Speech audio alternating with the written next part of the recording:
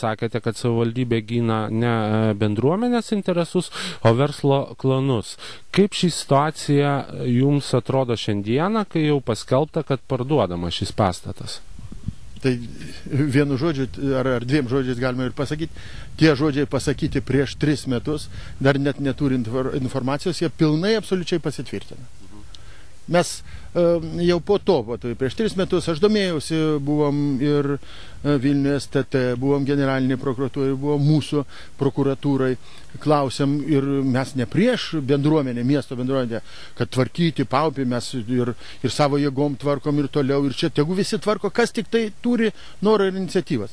Bet mes sakėm tik tai tiek, kad jeigu tai yra čia kažkokie tai savininkai, tai būtų labai jau pador ir kultūringa ir džentelmeniška prisidėti prie šito tako tvarkymo savininkam.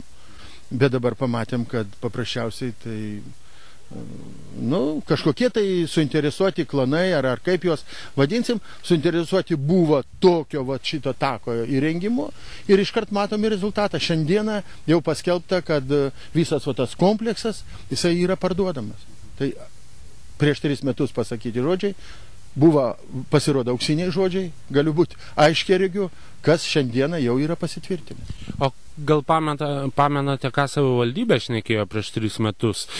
Ką jums tuomet sakė dėl šio pastato? Jūsgi kėlėte problemą? Jo, mes kėlėm ir tada buvo sakyta, kad čia architektūrinis paminklas, čia niekas nieko negalės daryti, plus čia bus labai sujungta su viso piliakalniu ir taip toliau. Tas ansamblis visas, kadangi čia jis savotiškai kaip architektūrinis yra, jo čia labai jau negalės pavartyti. Ir jisai čia bus, čia bus tiesiog, nuostabi oazė. Ir piliakalnis susijungs, ir avalynė, ir dviračių takas. Dabar matom, kas čia padaryta. Dviračio taką aš vaiko, pavyzdžiui, tikrai čia neleisiu važinėti, kad jis čia nenuskęstų. Suprantat, iš to pamatėm, kad tai buvo grinai, kaip čia pasakyti, pasipelnimas kažkokio tai grupuočio. Arba jeigu, kaip ir mes sakėm, čia galbūt jį tą lūženą pirkta buvo, nežinau, kiek suforminta, kiek čia buvo jinai suforminta, bet aišku, jos dabar vertė, imkim realiai, kai ir patvarkytas ir takas, jinai iškils kokį 10 kartų. Bet ir paprastas. O ar pavyko įsiaiškinti, kas yra šio pastato savininkas? Buvo, aš kaip minėjau, tikrai ir tada prieš 3 metus, kai kas mane ir kaltino, girdė, tai kodėl Kazėnai dabar nutylai, kai čia jau prasidėjo šitas darbai ir man tikrai, atvirai sakant, nepatinka tas projektavimas, čia susirinkę žmonės, kurie mes įprieštaravom ir baidarininkai, dviratininkai, poilsiautojai, mes sakėm, tai visiškai kažkokia nesąmonė projektas. Kažkas kažkur kabinete kažką tai papaišė, pavinguriavo ir viskas. Mes pasivaikščiosim ten viršui, aš neįsivaizduoju, kas ten galės leisti su dviračiais. Sako, invalidai leisis, su dviračiais leisis, kurie leisis tarp tų geležių, aš neįsivaizduoju. Ir apėjom daug ir man, pavyzdžiui, atvirai sakant, tiesiog yra tų žodės įsireikšti. Abydna buvo, žinai, kai atsitrenkė visur į sieną. Niekas pasirodo, niekas negali pasakyti, kas šeimininkauja mūsų miesto, Ukmergės miesto žemė. Tai čia gal ateiviai gal kokie nusipirko. Nei STT, buvom generaliniai prokuratūrai, nei generalinė prokuratūra, nei mūsų prokuratūra Ukmergės, nieks negalėjo atsakyti, kas čia yra šitie savininkai. Ir savotiškai, kai mes jau atsimušėm į tas sienas čia besidaužydami, ir antras dalykas, ir mandagioj formai tariant, ir nukentėdami, ir bendruomenė nukentėdama, atvirai sakant, pamatėm, kad Lietuvoje, ypač pas mūsų Ukmergėj, turbūt kažką tai pasiekti dorai, tvarkingai, su nauda bendruomeniai, su nauda Ukmergės miesto gyventojams, pasiekti neįmanoma. Mes šiandieną galim drąsiai pasakyti, galbūt per silpni. Jūs tvarkėte kitą tilto upėje esančią pakrantę. Kokią teritoriją sutvarkėte, palyginkit gal su šita. Kiek kainavo jum? Šiai dienai vat, mes nuo balandžio mėnesio miesto bendruomenė savo jėgom viską turim maždaug netoli dabar jau 2 kilometrų. Čia lyginam 600 metrų, tai vat maždaug skaičiuokim, 3 kartus daugiau. Čia kainavo, aš nežinau, kiek dar kainuos, čia bala žino, kada čia pabaigs ir ką čia dar išdarinės šitoj, nes aš, pavyzdžiui, savininkas, savivaldybė aš nepriimčiau, va ten pasižiūrėkit tą balą, kur šūnis padvėsė tenai viską, tai viskas palikta, suprantat, dar nežinau, kiek čia kainuos. Anoj pusėje mes, galiu pasakyti taip, savivaldybei kainavo, vat vakar seniūnas mūsų atvežė mum 20 litrų benziną ir prieš mėnesį dar buvo davęs 20 litrų benziną. Bendroji sumoje mes, pavyzdžiui, vien tik tai, jeigu sakyt benziną, mums padėjo ūkininkas Genys, Aljuva, Vandentekis, Bėmija, Nestė, daugybė. Paprasčiausiai vaikštom, ištiesę rankas kalėdojam, mes jau kūro nuo balandžio apie 500 litrų benziną, trimeriai, viską, tepalo apie 200 litrų, galandinimas peilių ir taip toliau, remontas, bet tas nekainavo savivaldybė, jeigu taip sakyt. Dabar maksimum, tai yra 40 litrų benziną. Bet aš, pavyzdžiui, galiu atvirai sakyti, aš didžiuojasi, kad šiandieną mūsų, taip sakykime, mūsų bendruomenės, šeštadieniais, sekmadieniais aš ir fotografavau, ir nuotraukas, ir įdėjau, bet pas mus kažkur tai anoj pusėje poilsiauja jau virš 100 žmonių. Visi sako, pasirodo, kad Ukmergėj yra nuostabi vieta, mes turim nuostabią upę. Ir aišku gaila, kad geranoriškumą labai norėčiau dar iš seniūnijos, aš jam tiesiai esu sakęs, ir mes tikrai galim entuziazmų, žmonių entuziazmų padaryti milijoninius dalykus. Ir galbūt nereikėtų viską taip jau versti ant tos, tai kas čia, ES pinigai.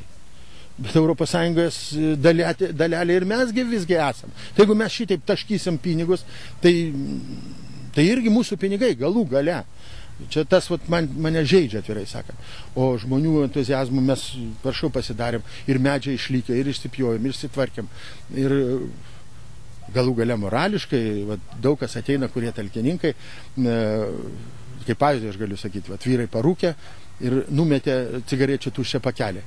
O paskui pakėlė, ne, matai, čia aš tvarkiau. Dar tokia ir auklėjimą, bet aš tą patį, ką sakiau ir sakysiu, ir prie dviratininkų, kurie pas musgi čia daugybė baidarininkų, plaukia dviratininkų turim. Mesgi su tokiais pinigais, aš sakiau, mes galėjom nuveikti iki Veprio ir grįžti pro Moką atgal už tos 3 milijonus. Laisvai. 20 aš esu išmatavęs dviračių ir mašiną, išmatavęs tą atstumą, 22 kilometrus, už tos 3 milijonus mes būtume fantastiką turėję. Nereikia šitokio bruko į gamtą įvelti. Čia yra mūsų svečių kolegų prancūzų, jie visą laiką sako, negalima įvesti invazijos betoninės į tokias vietas. Čia turi būti natūrali gamta, ir balytė, ir smėliukas, ir medelis, ir krūmelis, bet kaip profesorius Vasinauskas sakydavo kažkada, tai man dėstė Žemės ūkio akademijoje, sakė, ant miestą bruką nepakelsi žemės ūkio. Taip ir čianai, ant bruką nepakelsi mes gamtos tų mylėtojų. Mes turim nuostabią upę, ją turim išnaudoti, tai yra mūsų perlas, mūsų biznis. Ir dėl ko mes aną pusę tvarkom tikrai entuziastingai ir šeštadienį, sekmadienį, todėl kad tikrai gėda, kai mums visi prikaišo. Pažiūrėkit Anykščiai, pažiūrėkit ant Kėdainių, pažiūrėkit Jonavą. Mes turim perlą ir jo nepakeliam nuo žemės. Štukučių katilinės, du žmogelius, kokie 7 išvažiuojam į Pietų Afriką seminaram, o kaip pašildyti drambliui kiaušinius, kad jie nesušaltų lietingų periodų. Ir tokį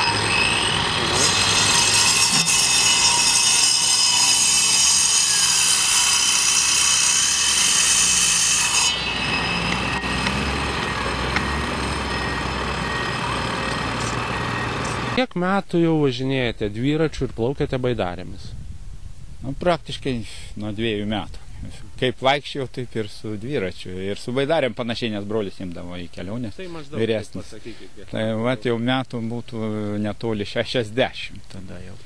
Ir turint tokią patirtį, kaip jums atrodo šis savivaldybės projektas, dviračių takas ir baidarių prieplauka? Na, dėl prieplaukos tai iš vis čia baidarininkam daug nereikia, jam gamtos daugiau reikia. Svarbu, kad nušienautų žolės, ten dilginės ir pievutės reikia daugiau. O betonas tai tikrai baidarininkam nereikalingas. Na, dviračiam, aišku, lygesnis kelias gerai. Bet už tokius pinigus, tokį gabaliuką, tai čia kažkaip tai keistai atrodo. Bet to aš, kai čia buvo diskusija dėl to tako, aš tada ir minėjau, kadangi gerai žinau ir plaukėjęs čia su baidarė ir važinėjęs ir ta pusė, ir ana pusė, tai pasvėrus visas pusės akivaizdžiai matėsi, kad ana pusė, jeigu jau daryti taką, tai daryti tenai, kur mato ana pusė. Bet šitie argumentai kažkaip jokio įtakos nedarė ir, na, šiaip dabar matosi, kodėl nedarė, nes čia reikėjo matyti šitą pusę sutvarkyti būtent. Tai Nicolas Messager, jis yra iš Prancūzijos, pietų Prancūzijos, jis yra skulptorius, buvęs fizinio mokytojas, dar konstruktorius, nu, žodžiu, užsiimantis įvairia veikla. Kaip jum vis tiek atostogaujate Lietuvoje, kaip jum šis projektas? Si tu penses de ce projet comme parce que tu passes tes vacances en Lituanie, qu'est-ce que tu penses? Bon, d'abord, c'est un droit inaliénable de venir voir ce qui se passe. Par exemple, quand on va au supermarché, qu'on va acheter un produit qu'on n'est pas content, on retourne. On est vraiment très proche du produit, alors que quand c'est le maire ou des pouvoirs qui décident, on a l'impression de ne plus avoir la main mise dessus. Donc c'est bien qu'il y ait des gens qui viennent contrôler, poser des questions.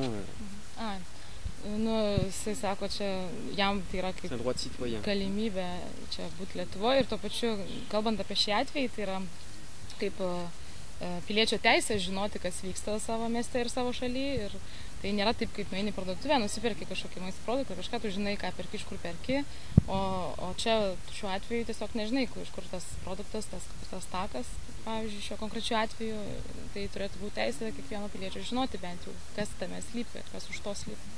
O kaip Prancūzijoje tiesiami dviračių takai, kaip rūpinasi dviratininkais valdžia? Pas en France pour les voies cyclables, est-ce que le gouvernement, je sais pas, le pouvoir s'occupe des cyclistes? Je suis pas au courant de ça. Non, mais je peux parler d'autre chose, mais je suis pas au courant. En tout cas, je sais qu'ici, ça va être une piste cyclable qu'il faut encadrer parce que sinon il y aura des voitures, des scooters, ça va défiler, ils vont mettre la musique, ils vont gêner les gens, la nature. Là, on voit qu'il va y avoir de la lumière, on va plus avoir accès. Hier, c'est la pleine lune, on la verra plus. Konkrečiai dabar negali pasakyti dėl tų dviračių, tai daug yra dviračių takų, bet aišku, pavyzdžiui, žymiai mažiau negu Belgijoje, tai yra kažkaip irgi konkrečiai kiekvieną atveju skirtingai tvarkomasi, bet jam yra tas, šiuo konkrečiu atveju, kalbant Lietuvoje, jis gali tiesiog pasakyti savo nuomonę, kad jam tai atrodo, šiek tiek, apskritai tai yra kaip kažkoks pažeidimas žmonių, pavyzdžiui, kurie gyvena šalia to tako teisų, jų niekas nebuvo atsiklausta, tiesiog padaryta ir pavyzdžiui, kad ir vakar buvo mėnulio pilnatis, jie dabar jos kaip ir nematys, kai bus lempos uždėtos, tiesiog tas gamtos jau yra, dalis iš jų yra atimtas malonumas. Une dernière chose, c'est que c'est facile si tu prends le pont. Est-ce qu'il a déjà pris le pont à vélo là-bas? C'est impossible de passer, on passe entre les piétons. S'ils ont les Walkman, ils ne s'arrêtent pas. On passe pas. Il aurait fallu faire en premier lieu une piste cyclable là-bas, avant ici. Ici, c'est vraiment un petit cordon et on comprend que ça dessert pas mal ce bâtiment-là. Ir šiaip tai jam, kaip asmeniškai, tai labai akivaizdu, atrodo, kad, pavyzdžiui, tiltas, mes dažnai tenka važiuoti ir ten iš vis vietos nėra beveik dviračiam pravažiuoti, reikia palaukti, kol žmonės praeis, arba ten vos jų neužkliudai tų žmonių. Pavyzdžiui, ten jam atrodo daug svarbiau būtų buvę daryti, kad ir taką kažkokį pravažiavimą, negu čia jis atrodo labai trumpas, ta atkarpa ir, tiesiog tai peržasi akivaizdį išvada, kad čia kažkokie interesai yra privatus. Tikriausiai, nes yra tas pastatas, čia ir būsimas galbūt kažkoks tai projektas stambesnis kūriamas. Bent jau jam peržasi tokia išvada, kažkas neaiškaus, neskaidru.